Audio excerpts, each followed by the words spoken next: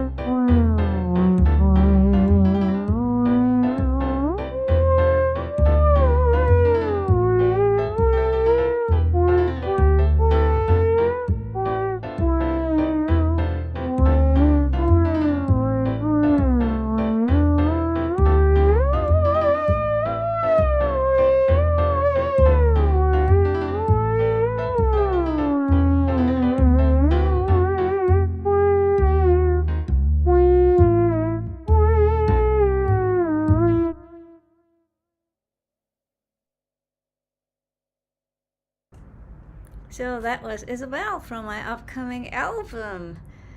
So today's theme is on blockchain, and our airwaves have been flooded with the news of this technology. Cryptocurrency? NFTs? What does it all mean? Our guest today is Sean Curran of Eluv's Partnerships and Business Development, Asia Pacific and Japan, is here to clarify a few of these as well as share the company's business on the blockchain. without further ado, let's welcome in Sean. Here is me calling him on Skype.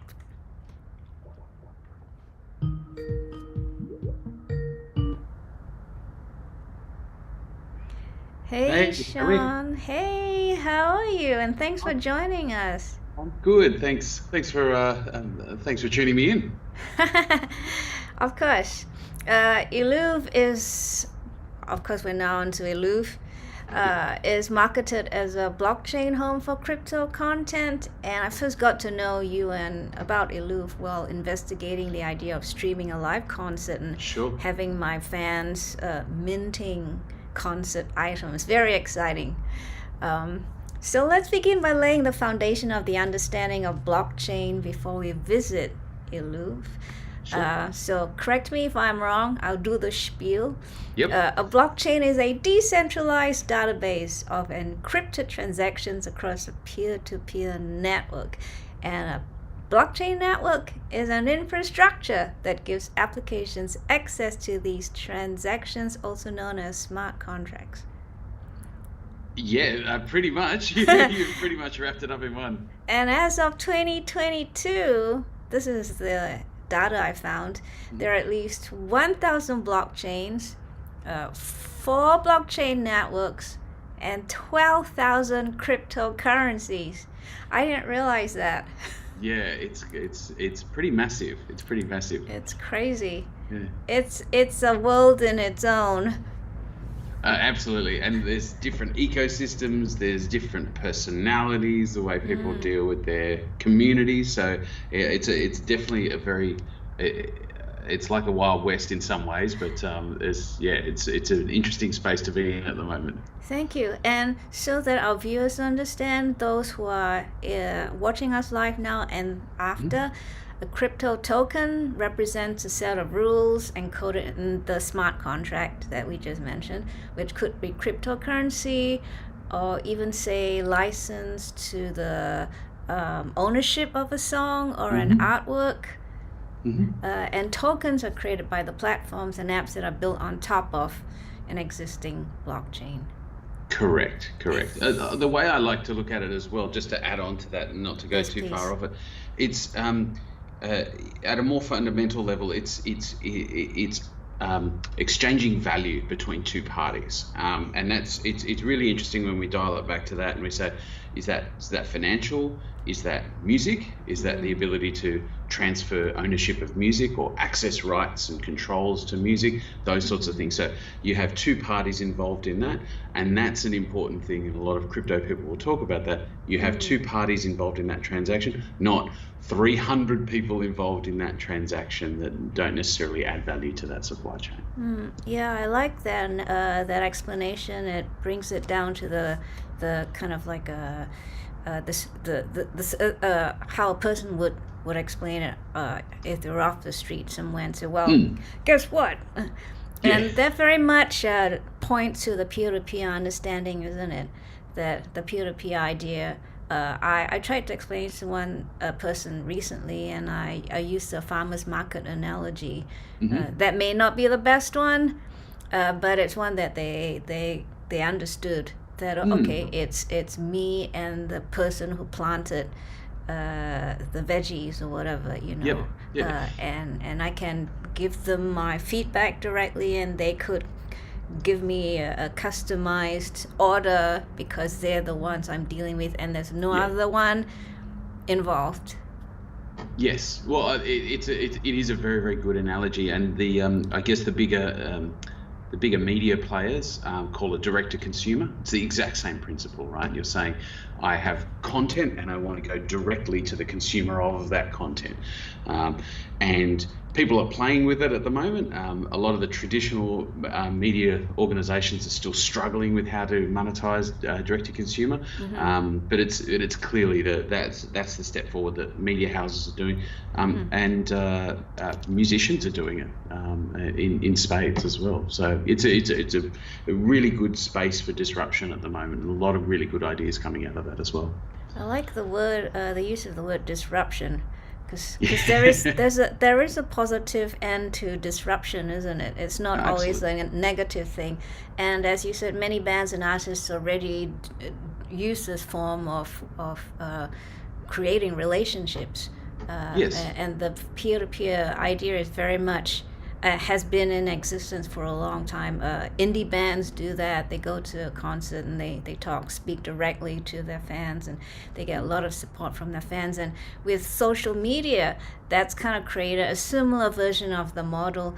And artists and bands know very much that the fans' interaction can generate an immediate boost to their album sales and even the success of their careers. Oh no, I definitely agree. And that one-to-one relationship thing is super important because I think there's been a bit of a fragmentation in how that's gone, certainly with the technology as it stands.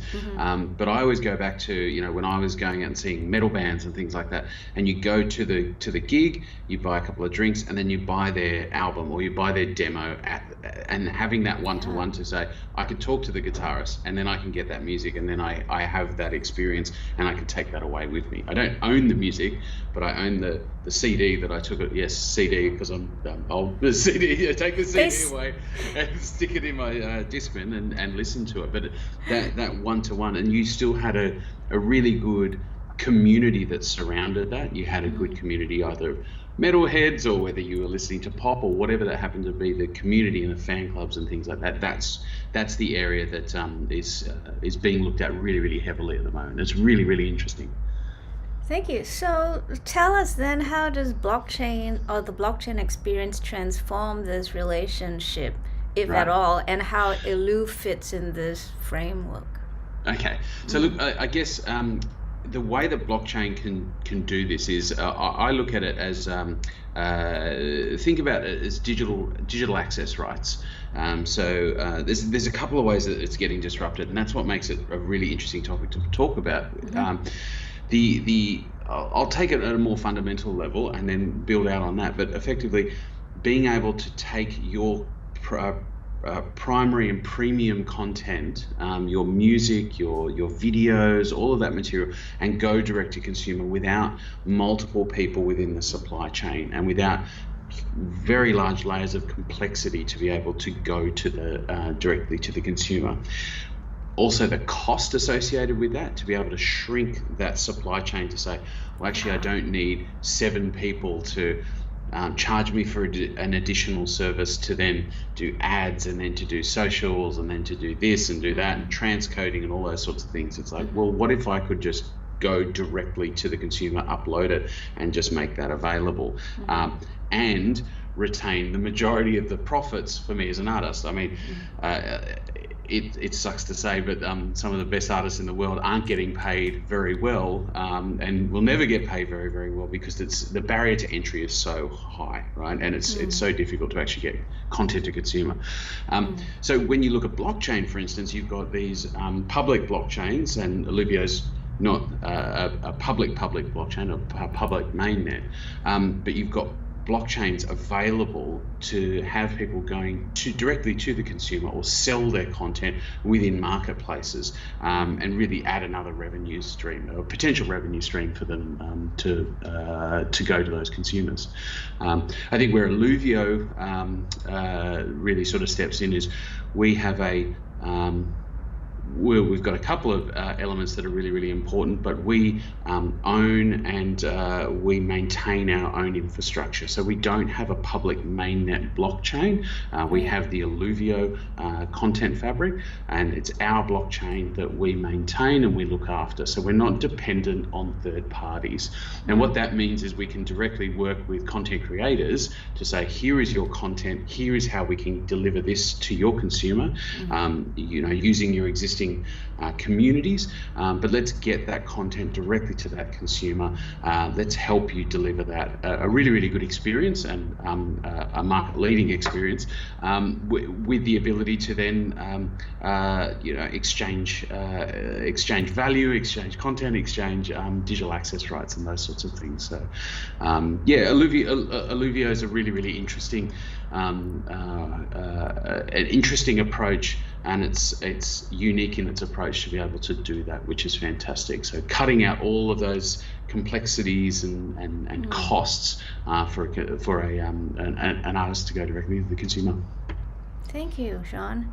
So very much it's a model that indie artists are used to anyway. They DIY everything. Right, yeah, exactly. And they want to Someone's hold always on. making a quarter-inch jack cable, just off stage. You've got to do it yourself, right? Yeah. And they want to retain as much of what they make as possible. Yeah. Okay. Yeah. Excellent. So I'm sure our viewers are very keen to check out the Eluvio marketplaces. Mm-hmm. So I have let's jump to that. So here we are. This is I call it the front end portal. Thank you, Dolly Parton, for gracing the front page of Eluvio's blockchain platform. And as you can see there on the top right corner, it says marketplaces. And somewhere else within this portal is discover other marketplaces. But Sean and I have selected 3 marketplaces that we thought would be interesting and intriguing for some of you to observe. And if you're new to all this, you get to see what we've been talking about. Or if you have questions, please again put them in the live chat so we can respond to them. The first one is DollyVerse. I actually happen to know about Eluvio because of Dolly Parton. I'm primarily in Nashville if I'm not in Singapore, and I wouldn't say I'm a fan of country music, but I do play and listen to country music, and Dolly Parton is very much someone you admire or I would admire. So it just so happens that when I typed in, a blockchain platform for live concert streaming, up popped Dolly Parton and DollyVerse. So let's jump into the marketplace to begin with and look at DollyVerse. So she created this marketplace for an event. It was a free live concert at this year's South by Southwest, and an album and book launch as well. And as far as I understand, she had several NFT tokens. And if you're a ticket holder of the concert or that of a commemorative poster, remember every item is an NFT, for those of you who are not familiar. If you hold a ticket NFT or a poster NFT, you get access to free replays of her concert. Yep. So I'm going to click on DollyVerse. And Sean, you can do the running commentary if you like. Sure. There's 3 areas here: store, listing, and activity. And I'll scroll down store first. Yep. Well, I'll give you a bit of context while you do that. Okay. I guess there's really interesting. It's a really, really interesting engagement and pretty exciting. I mean, I think everyone knows who Dolly Parton is in every language-speaking area of the world. One of the reasons that BCL, Blockchain Creative Labs, and Dolly Parton picked us would have been because of what we've done, not just with Masked Singer and with other digital properties, but we have a fundamental piece that's really, really important that is over and above what all other blockchains can do right now, which is really, really exciting. Probably about 18 months ago, 2 years ago, the Kings of Leon released an album. They released an NFT, and they said, well, this is the first NFT. It's going to be really good, da da da da da. And we bought it internally. Oh. And then we started looking at it. I'm a pretty good fan of the Kings of Leon, and we started looking at it, and we went, well, why? Hang on, what value is this bringing? And the reason that we looked at it so deeply was when you actually dive into the NFT, all it was doing was selling you a link, an NFT link to their album to download. And it didn't sound like a really important thing at the time, but the more it's gone on, is we went, well, hang on a second. There is no tie between the actual content, the media content itself, and the actual NFT and the tokenization of that content. And so if you think about it, like it's not that important if it's may not be that important if it's a JPEG, but as an artist, if I can buy an NFT and then send around the link to everyone that I know, it basically devalues the entire media content experience for people, right? Yeah. So I could send you the link right now that I still have from the Kings of Leon album. I'm obviously not going to do that to everyone on the call. You're not. It's a very good album. But it would be like me buying a CD and then giving 50 CDs away for free off the side. So that at its fundamental core, that's one of the biggest reasons that we talk with media agencies and media organizations, is to say we have an intrinsic link with our tokenization of media, that you can't just randomly give links out to other people that are referencing Google Drive links or Dropbox links or whatever that is. You cannot actually take that content, exit that content out of our system. Whereas a lot of people are releasing their NFTs and releasing their content on public mainnet, but really they're not actually retaining that value and they're not securing their own individual IP. So, and the reason that I wanted to put that into context was, if you start looking at something like DollyVerse, you go, okay, well, she's obviously she's a premium brand. She has a huge brand herself, and she has multiple media components going on there. She has her album that she was releasing. She had NFT artwork and the concert itself. All of those are NFT components that enabled this really as a destination, as a media experience. So when we work with Blockchain Creative Labs, who are a Fox organization, they looked at that and went, well, we know that Eluvio can secure that content. We know that they can actually help us with the monetization component of that, because they are making sure that that content is secure. So when you look at DollyVerse, and if you scroll down, you'll be able to see all the different individual NFTs that were associated. What was really good about that as an experience, and I unfortunately was not able to be at South by Southwest, but my colleagues were able to walk up and down and introduce people to the idea of getting a ticket via a QR code, which doesn't sound really exciting when you just say it like that. But what they were doing, and it was such a simple experience for the consumer, and you're talking to really all levels of skill and capability for IT and devices and mobile devices. So be able to scan a QR code, establish a wallet in a matter of 2 or 3 mobile clicks, and have access to not just a ticket, but the ability to buy artwork, the ability to buy NFTs, and the ability to stream the show live. And that was all done through what we call non-fungible tokens. People get all excited about NFTs, crypto punks and blah, blah, blah, blah. But really that's a fundamental layer that sits at the plumbing level, if to simplify it, at a plumbing level. And that enables all of the digital access rights and material to be able to flow through this experience. So when the guys were walking up and down and saying, hey, you can, see Dolly live, scan this QR code, establish your wallet in a couple of clicks, and be able to collect those items. That was a huge win for us at South by Southwest, and we still get people referring, as you have as well. The DollyVerse was a very, very successful experience, of not just for us, but for Blockchain Creative Labs, and also for Dolly herself as well. Thanks, Sean. I'm sure our viewers would be really keen to see how this acquiring of a crypto wallet, how it works and how it looks like. Often it's easy you think it's simple, the explanation, but to them it's still a maze.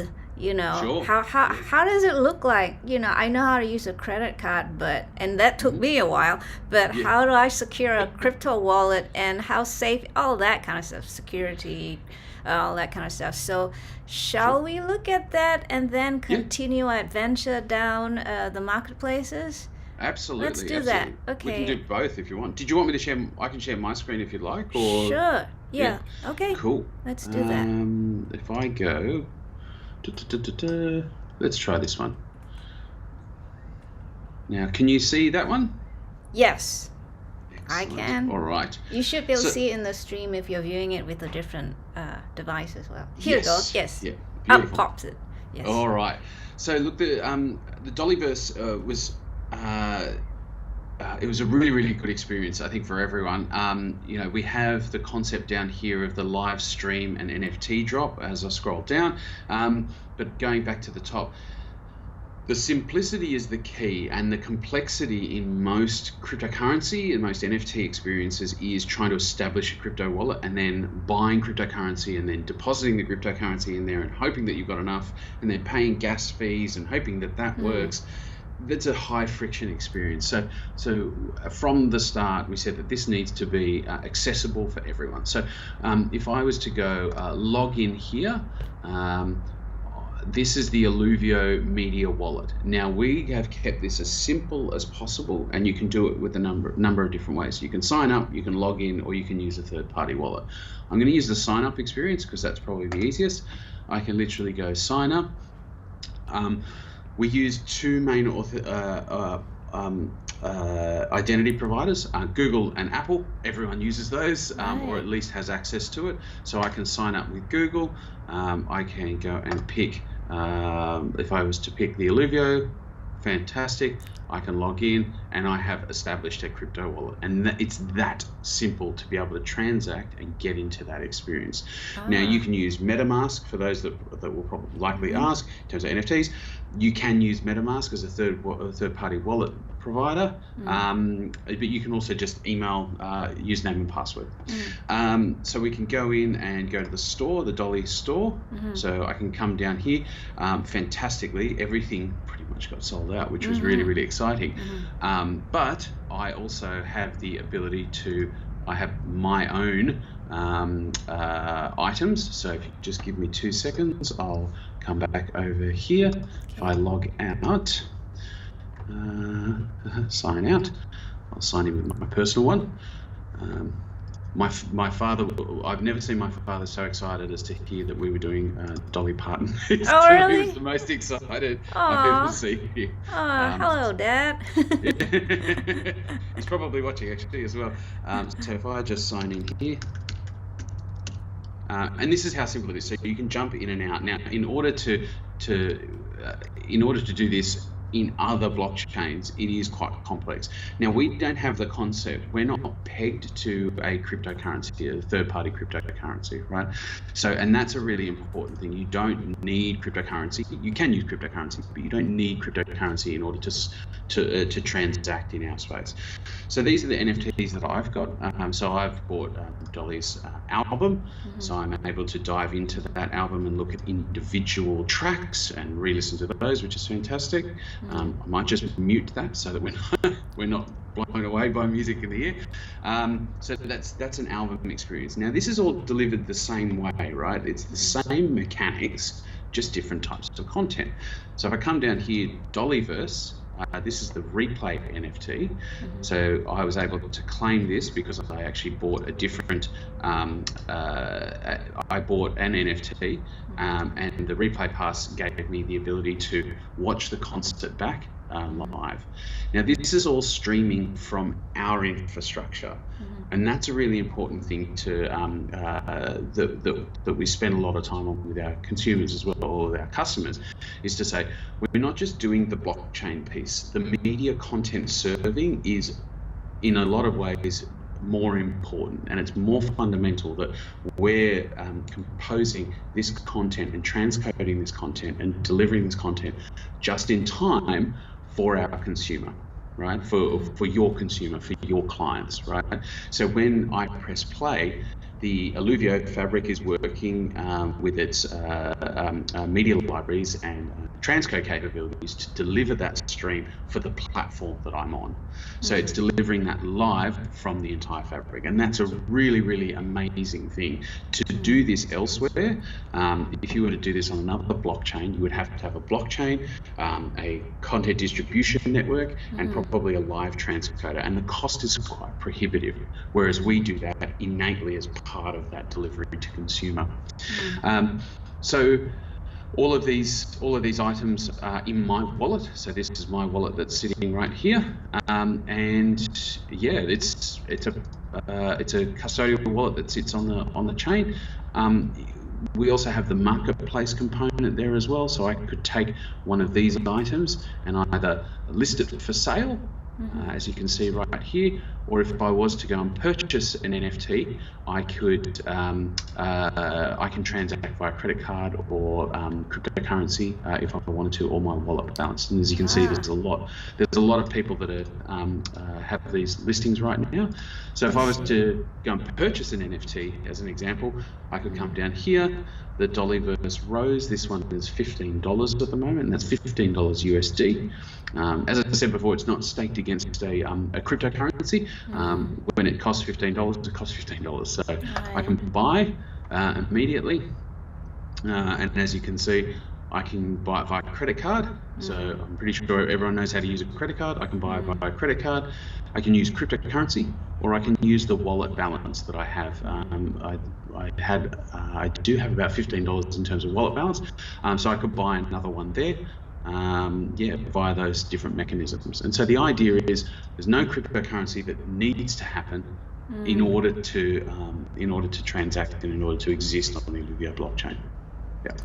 That's wonderful. Thanks for the explanation, Sean. So for those people who are very reticent about the cryptocurrency idea, but they really want it to be part of DollyVerse, and the QR code is right in front of them, they just need to whip out their credit card and get things going, really, if there's a cost to buying that ticket. Yes. Yeah. So, and I think with that as well, a lot of people that are reticent with cryptocurrency as well, they sort of look at it and go, well, it's not just that I have to buy crypto, but then I actually have to, there's the gas component, what we call the gas component. I thought I'd just list this here. This is one of the experiences that we had for the Australian Open. So the Australian Open, we're doing sports NFTs, and the actual NFT itself was supposed to cost $220 for the NFT, but in order to transact that on the public mainnet, I think it was on Ethereum, it was going to cost almost $1,200 in transaction fees and gas fees. And you go, well, that's a very high friction experience for a consumer who doesn't have control of that ecosystem. So if you're trying to deliver content to a consumer, that's a very high barrier for entry, and it's a discouragement to a lot of consumers. So you're only really talking to a very small percentage of the population that can deal with Web3. Whereas in terms of our system, as you probably saw before, you can pay with a credit card and you just go straight through. And we don't have the concept of gas, and I think that's a really, really important point to make, that we're not sitting there trying to sting people with gas. Some of the other consumer reactions around that, this was on Twitter. We saw a consumer that was potentially getting charged $2,900 worth of gas for a $220 NFT. And I go back to the concert experience. If I went to a concert and I said, look, I want to buy you a demo CD, and the guy says, yeah, it's $20, but in order for me to hand it over to you, it's going to cost you $2,000. I'd be like, well, I think you can keep your CD. I think you've got your economies of scale wrong. So yeah. Gee, that's daylight robbery. That's worse than a credit card merchant fee. Yeah, exactly. So yeah. How would you explain to our viewers what gas fees mean? So for those who don't know. Yeah, so gas is, when you boil it down, there's a big difference between public blockchains and what we do in terms of private blockchain. So a public blockchain has a bunch of third parties that are maintaining the blockchain ledger. So that's the ledger that has all of the transaction fees globally of everything, right? In order to have that ledger maintained, you need a lot of computers and a lot of materials, a lot of storage and a lot of computers to go with that, right? Now, obviously, those people don't donate it for free, so they need to be remunerated for that. So the idea is that a gas and is a transaction fee. The gas for the entire system is the cost to remunerate all of the people that are holding that ledger. Now, gas is extremely volatile, right? So depending on the congestion on the network, if there's not a lot of people maintaining the ledger, like everyone's turned their computers off for the day, or they're not running well, or they're doing other jobs, there's less people to keep the ledger, so therefore the cost is higher, right? Or there's a lot of congestion on the network because a lot of people are transacting at the same time. So it's not a good economy if you're trying to get a stable income, stable dollar value, stable remuneration. I spoke to a business customer the other day, and I said, if someone told you that they had a business plan for you to say, hey, look, we're going to release 100 NFTs, and the CEO said, great. How much are we going to get in terms of revenue? Well, we think we're going to get about $1 million of revenue, but it could cost us anywhere between $500 and $5 million worth of gas, and we won't know until it happens. No business case in the world would stand up to that, right? And I think that's a really key thing. People don't understand that it's hard to make a business, and as a creator, and I think that's the most important thing, as a creator, you don't want to be sitting there going, I hope my CD sells. I keep using CD, but I hope my album sells. But this album sells today, and I make $20 off it, but the album tomorrow I lose $60 by selling it. Do you know what I mean? And that's quite a difficult thing to reconcile as well. So I was actually curious as to DollyVerse and how that project came to be at your doorstep and what the project brief was. So some of us who might be show producers or live concert producers might like to know how something like that happened or can happen. So I'd say that the way to look at it was there was 3 main pieces of content, or 4 main pieces of content that were going live with that. So Dolly had she had written her album, and obviously there was the Run Rose Run book launch with James Patterson, and she had the live concert, and she had the collectible that she wanted to attach with that Web3 experience. To do that anywhere else, you would have to run those as single channels. So you do book, go book publishing way. You go live concert, goes the live concert and ticketing way. You go the album goes the CD, the traditional sort of music route. Got it. Web3 is as a vehicle allows you to do all 3 in the one spot, which is really, really cool. So, and NFTs, as I mentioned before, is the plumbing that sort of sits underneath and maintains those digital access rights and control. Because I don't think media anymore is not siloed. Like all of those experiences, all those Web3 experiences are the same converged, can be viewed in that converged environment, that Web3, the DollyVerse. People are calling it the metaverse and those sorts of things as well. So that's, I think when they looked at it, they looked at what they had to deliver. Web3 was a logical outcome to that. Like, okay, we can deliver all of these 3 things in the same experience, in the same way, and be able to manage and maintain that as effectively as a metaverse environment. We've worked with Blockchain Creative Labs a couple of times now, which is fantastic. Scott and the team over there understand the platform, they get it. They've been very, very successful with things like Maskverse as well. So yeah, really, really cool team. Who are not just creating the content and getting it out there and doing those sorts of introductions, but also they're managing their Discord channels and their communities, and they're engaging on a day-to-day basis with their consumer, which is really, really cool.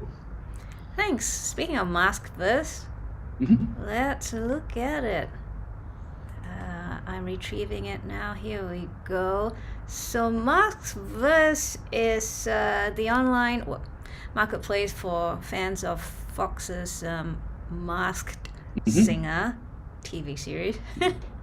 Which, when I spoke to Sean on a few days ago, I thought it originated in the US, but Sean, it actually came from... Yeah, it came from Korea, yeah. Korea. There you go. Yeah. We're actually, the Australian season starts It may have already started, actually. My kids are usually running around the house trying to pretend to be all the characters, so I should actually know that already, shouldn't I? I should pay more attention, but I've not actually watched it. Well, it's really good. I mean, that's Maskverse as a digital property is a really interesting property, and not just because it's a television show, but because you've got a couple of really interesting components to how that works, right? So. Blockchain Creative Labs came to us and said, look, we've got this, we've got the Masked Singer, there's obviously collectibles, there's a great big fan base, and you look at their Discord channel, it's very active, which is great.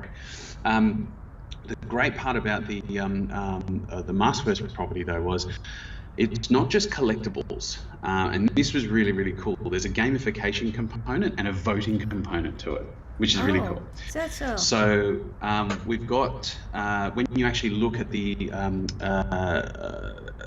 when you go to the drops, and this was certainly with season 1, each drop was happening each week, and you could, there was a voting, what we call a voting primitive, which allowed users who were interested in the show to see that there was 4 contestants that were going to be performing for that episode, and they could vote for the one they thought was going to get unmasked.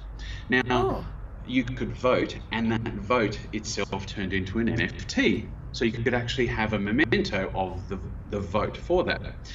Now, so you're minting a vote? Correct. Oh, correct. Wow. And you get a digital asset that goes along with it. So it was really, really cool. What I thought was really, really cool with that as well was not just you collecting your vote as your NFT, and you keep that. I've still got all my votes in the system as well. If your vote was correct, it gave you the ability to purchase gold NFTs or access to gold NFTs. So you had to actually, as part of the gamification of this, you had to engage with the digital property, you had to engage with the singer's performance and say, I think the hedgehog's going to get voted out this week. And if your vote was right, you could then get access to a more, a rarer NFT, a rarer collectible that you could then collect and then on-sell on the marketplace, or just collect them if you wanted as well. So it was really good to see that sort of engagement. We've used that voting, we're using that voting primitive on a couple of projects coming up as well, which is really, really cool. We've got one that's in Southeast Asia, using karaoke and things like that. So being able to vote on karaoke primitives and those sorts of things. So yeah, really, really interesting way. And again, all it is just using that underlying NFT as the plumbing component to say, I vote this one, and that's an NFT, and that's a vote, and that represents value and value exchange within the system. I like that. Yeah. That's really, really smart. Yeah. So I'm on the Maskverse page. Let's have a look at listings, because there are 3 categories here. Sure. It'll take a few moments. Here we go. And on the listings page, you also get to see how many are active, the average price, listing price, highest bid, $10,000. Whoa. Yeah. Lowest bid, 1 cent. So yeah, there's a lot of very, very active, particularly when the shows, you start seeing a lot of peak, because a lot of people say, I've got to watch a show this week, I'll do my vote, I'll look at what NFTs I've got, bundle those sorts of things together. So yeah, as you can see, a lot of active listings, and a lot of really, really, really active community. If you look at the Discord as well, the Maskverse Discord, a lot of conversations, a lot of people talking to each other about trading and selling to each other of their NFTs, which is really cool. Yeah. Got it. All right, guys, if you don't know what Discord is, it's like a messaging platform. Yes, yeah, and a lot of crypto enthusiasts, and a lot of NFT enthusiasts use Discord to manage their communities around that as well. There you go. If you're not up with it, you better be. Yeah. So here is the activity page. I've just clicked on it, and you can see the total number of secondary sales, average price, highest bid, lowest bid, volume of sales, and it shows you what the NFT items are, the IDs, remembering that each NFT has its own unique ID. You won't get duplicates. You can't right click and hit duplicate. It doesn't work that way. Yeah. Right. There you go. Yeah. So I think the Masterverse, there's a lot of options for the Masterverse and those workings for really any artist to be able to go directly to consumer, which is great. Yeah. Thanks, Sean. The third and last one I want to look at was the band from Quebec, Melanco. Yes. And anyone with questions, please put them in the live chat. Sometimes we have very shy viewers. Actually, most of the time we do. They're sitting by the sidelines watching, and they're afraid to type in their name and let us know where they're tuning in from. And questions? No, maybe later. So don't be the shy one, guys. So I got Melanco's marketplace up, and from their storefront you can see they have 2 NFTs. One's already sold out. That looks like the streaming concert, of course. Yes. It's been streamed, so it's sold out. Yeah, well, and that was an interesting one. So it was, I think it was a very low cost NFT to stream the concert. So it was a live concert, which is really good. Again, I think Melanco was coming off the back of when we did Rita Ora and the Black Eyed Peas. So again, the same sets of structures to be able to dial in, find the Melanco concert, purchase the NFT so that you could actually watch the live stream. It was beautifully streamed in 4K. It was absolutely brilliant. Sound quality and audio quality. Obviously for us, we're a media content blockchain, so for us, streaming in 4K we had to do that. We had to maintain that level. Melanco's was really good in that they are not the size of Rita Ora, and they are not the size of Black Eyed Peas. They have a very, very strong community, and they have a very strong following, which is fantastic. And I think this is a really good case in point to be able to say they are a band that are not enormous, but they want to go directly to consumer and engage directly with their consumer. So they were able to launch this. Dan, who works in our US-based office, worked very closely with them as well. And it was not, it was not that it wasn't difficult. It was, obviously there's technology involved in this, but the ability to get both a live stream and a catch-up stream and an NFT up there was, much simpler than what it would be in terms of public blockchain.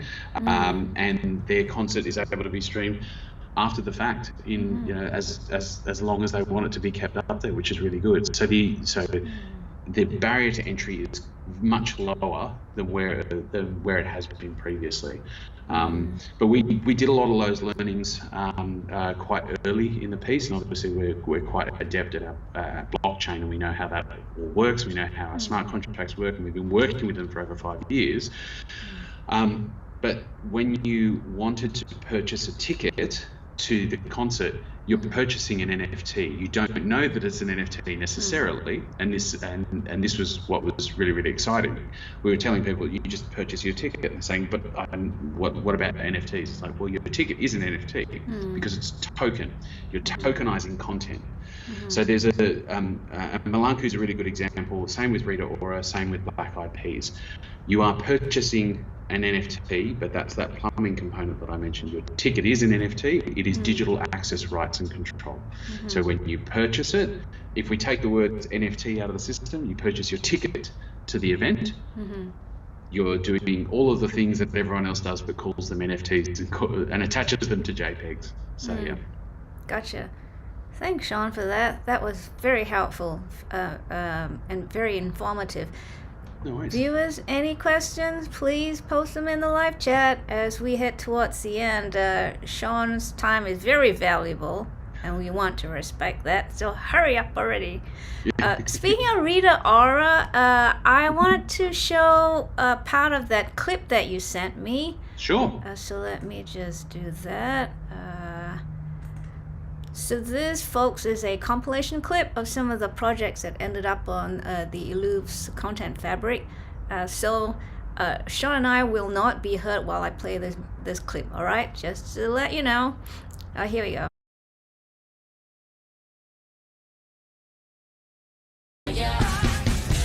Tonight, hey, let's live it up.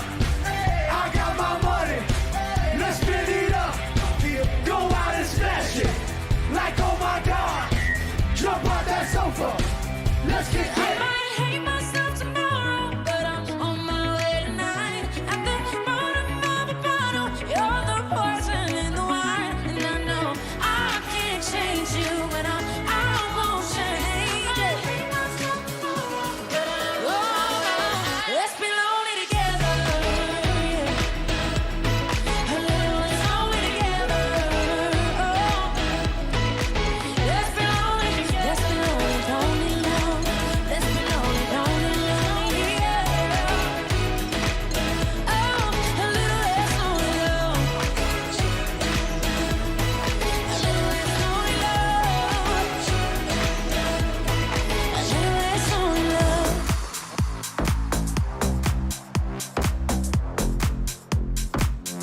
3 days to go.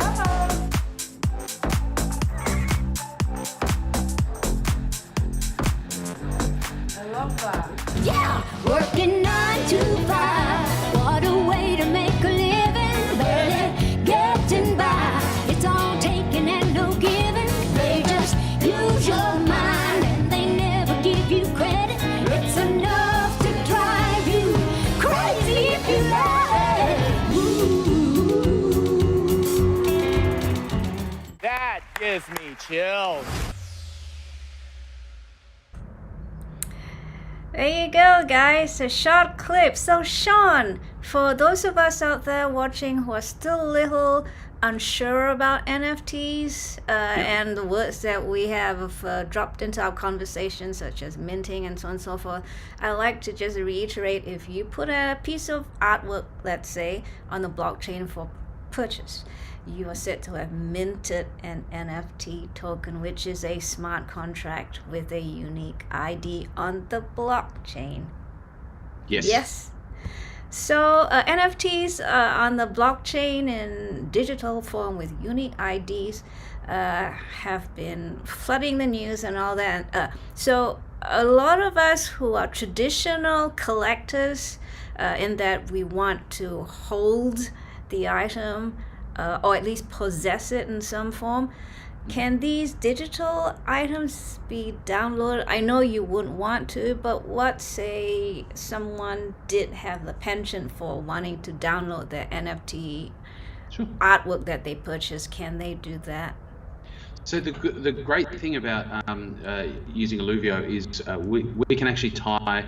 We've been doing a couple of projects recently that are tying to physical assets, which is really interesting. So there's a band called the Amazons out of the UK. They actually did it in reverse. You could buy their boxed set of albums and have the NFT go alongside that as well, which is really, really interesting. So if you have a look at, I think Circay, C-I-R-K-A-Y, Circay did that with them, the Amazons. But you know, it also depends on how you want to address your customer. Like if you're a content creator and you say, you know, I want my people to be able to download this piece of content, you can set it up so that they can download that piece of content. We offer that as a service. There is a couple of our clients that actually do that for their B2B commerce platform. So yes, absolutely, you can do that. I would say that you probably want to make sure that it makes logical sense for you to do that. But yeah, absolutely, all of those things are possible. I think what's more important is what does your community, what is your fan base like, what do they want, and then find the tools in the toolbox to actually provide that service. That would be my guidance here. Thanks, Sean. So with the hype of NFTs, especially in the pop culture arena, where artwork have changed hands for thousands and even millions of dollars, some people consider NFTs very speculative. What do you say to that? I 100% agree in a number of ways, but at the same time, I think the way I've described it recently is if we were going to redesign how to actually get fresh produce, using your analogy before, getting fresh produce and redesigning the way that we deliver fresh produce to the entire globe, the way people are getting excited about NFTs, it would be like looking at that entire supply chain of delivering groceries and getting really excited about what tires we're going to put on the trucks. Do you know what I mean? Like, Yeah. so the potential for content supply chain to basically be reimagined and the entire internet to get redesigned for content is so exciting. It is so fantastic. Everyone's getting caught up on the NFT speculation side of things, which is fine.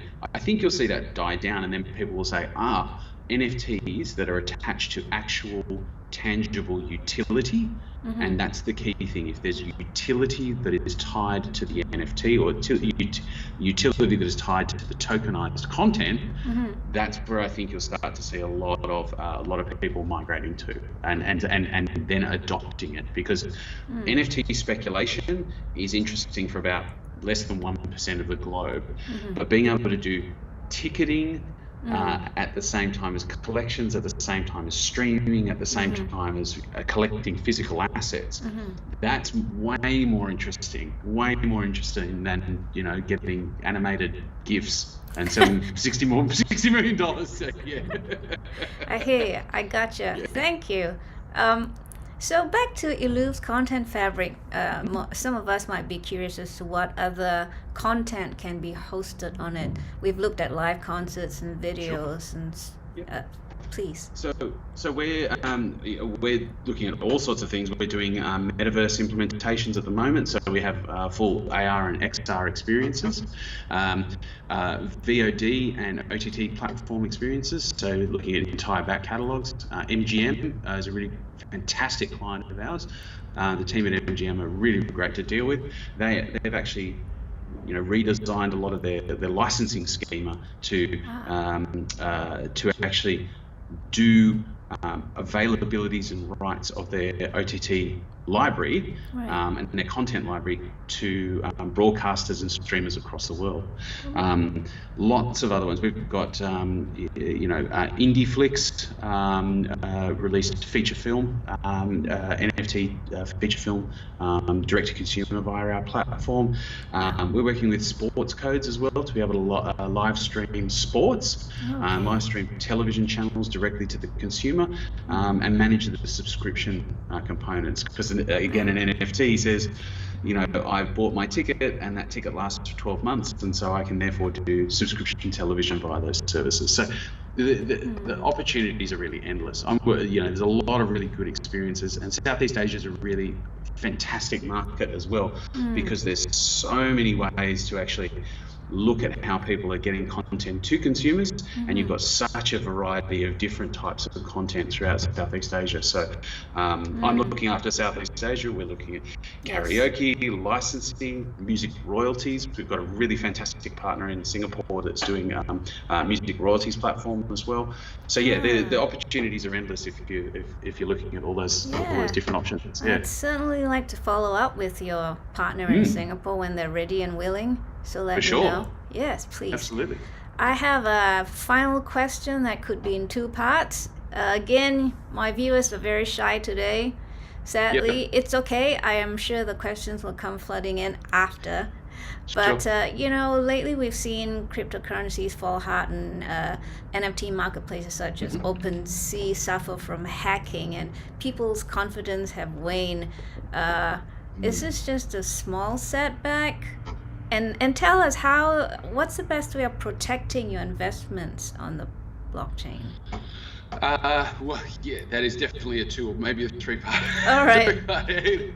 Look, for us, the issues around crypto I actually think it's been a good thing for us. And the reason is we're not tied to a cryptocurrency as our ecosystem. We don't survive because of the value of Ethereum or the value of Matic or whatever that happens to be, right? So for us, it's been a good thing, because I think people are then sitting back and saying, well, what value does my asset actually have? And so it's a lot easier to have a conversation with someone about, don't worry about cryptocurrency, don't worry about NFTs, worry about utility. and how this can actually be used properly. So that's been really, really good for us. Although, you know, with people that aren't necessarily across what cryptocurrency and blockchain is and things like that, there is still, you know, difficult conversations and an education component. But I think that's becoming less and less now, which is good.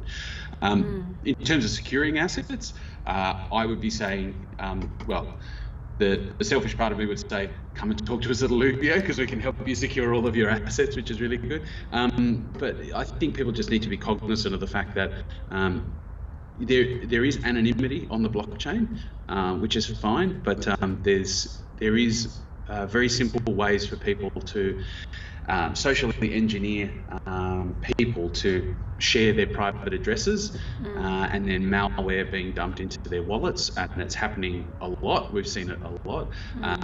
Doesn't happen with us, thankfully, which is really, really good. Being conscious of what you're doing. I mean, it's the same whether it's blockchain or anywhere else. Being conscious of what your online experience is like. But I would say, be very careful about sharing your wallet details, your personal details, and the usual. But come and have a chat, and we can do some education around that as well. Thanks, Sean. So what might we expect from Eluv as we move forward and out of the pandemic? Yeah, well, the pandemic was certainly an interesting time for us. Going live with concerts was fantastic. We will still see a convergence of, I think we'll start to see a bit more of a convergence to say we're going to have live and in-person experiences happening at the same time, which is really, really good. Yes. But being able to share both of those experiences at the same time on the same platform, that's going to be really interesting. So from Eluvio, you're probably going to see a lot of talk about Web3 CDN, so content distribution network. Again, nothing's changed with the company, but the people are now understanding that content distribution is way more important than just selling some digital collectibles. So people are saying, how do I do this more efficiently, more securely, and with less amount of people in that supply chain, not necessarily adding value, just adding cost. So from the Eluvio point of things, I think you'll be seeing more and more brands adopting and going directly either directly to the consumer or making their supply chain more efficient, with less amount of technology and less amount of complexity in the middle. Wonderful, Sean. Thank you so much. We've totally and utterly enjoyed having you on the live stream. I must say it's been very educational, and I hope you had a fun time too. Certainly did. It was great to catch up, Shelley. Yeah, likewise. Maybe I'll see you in person when I'm next back in Australia. In Sydney, obviously, because that's where you are. And vice versa. When I'm in Singapore, I think we should definitely go and have some crabs. Yes, please. Yeah. Singapore or Nashville, wherever I might be. Well, there you go. Yeah, there you go. Yeah. So I do look forward to seeing what Eluv is up to next time. Maybe we can do a catch up in the future with you. Absolutely. So please keep us posted, and say hi to Australia for me. Will do. Thank you so much for your time. Thank you, Sean. Viewers, you have been wonderful viewers. Please say thank you to our guest, Sean Curran. And please subscribe and like my videos if you've enjoyed watching it, and support my music, which is also available on Bandcamp if you want to hear more. And I'll see you on my next program, and bring your friends too. So again, thank you to our guest, Sean Curran of Eluvio. Go check them out, and I'll see you next time. Thanks, Sean. I'll say goodbye to you from here. Take care. See you soon.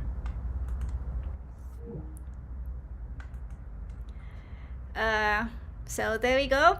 I'll see you next time. Have a great rest of the weekend, and stay safe and stay well.